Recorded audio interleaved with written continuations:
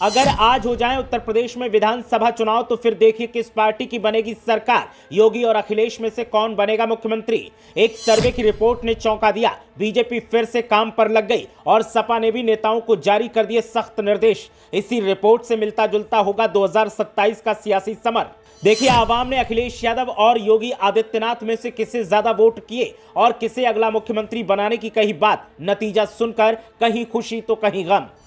मिल्कीपुर विधानसभा उपचुनाव नतीजे आने के बाद एक बार फिर उत्तर प्रदेश में सियासी हलचल का दौर तेज है।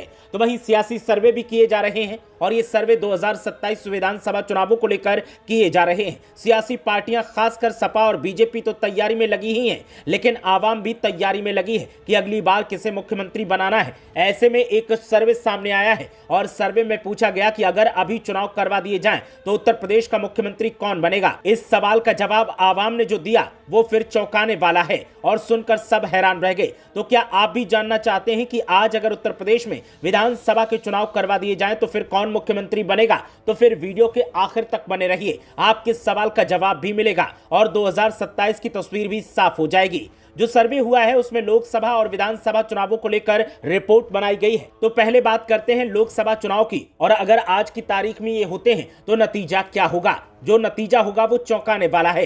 इंडिया टुडे और सी वोटर्स के मूड ऑफ द नेशन सर्वे की माने तो अगर उत्तर प्रदेश में अभी लोकसभा चुनाव हुए तो इस बार बीजेपी नीत एनडीए सपा कांग्रेस को पछाड़ती हुई नजर आ रही है, जबकि 2024 लोकसभा चुनाव में सपा कांग्रेस इंडिया गठबंधन ने बीजेपी को हरा दिया था। अगर आज चुनाव हुए तो उत्तर प्रदेश में एनडीए यानी बीजेपी नीत गठबंधन को 43 से 45 सीटें मिलती हुई दिखाई दे रही हैं। दूसरी तरफ इंडिया गठबंधन को 34 में से 36 सीटें मिल सकती हैं।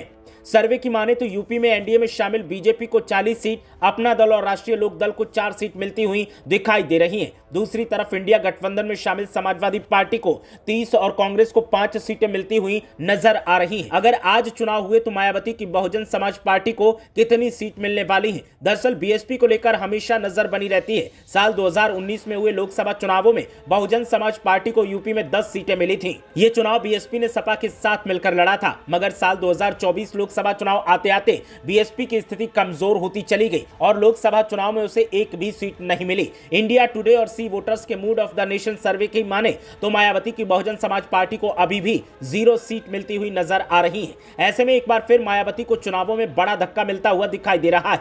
फिलहाल ये सिर्फ सर्वे है, मगर यूपी की ताजा राजनीतिक हालातों और सियासी पार्टियों की मजबूती की तरफ साफ साफ भी इशारा करते हैं। लेकिन ये मौजूदा हालात के आधार पर सर्वे तैयार किया गया है और राजनीति में हर रोज हालात बदलते हैं, मुद्दे बदलते हैं और समीकरण भी बदल जाते हैं। ऐसे में फिलहाल ये कह देना कि सपा पीछे और बीजेपी आगे है या सपा आगे और बीजेपी पीछे है मुश्किल है। चुनावी वक्त में किसकी बात आवाम सुनती है और किसकी नीतियों का असर होता है, उसी आधार पर वोटिंग और नतीजे आते हैं। तो इस रिपोर्ट पर आंख बंद करके फिलहाल तो 2027 की तस्वीर के हिसाब से भरोसा करना गलत होगा। ब्यूरो रिपोर्ट, मीडिया हलचल।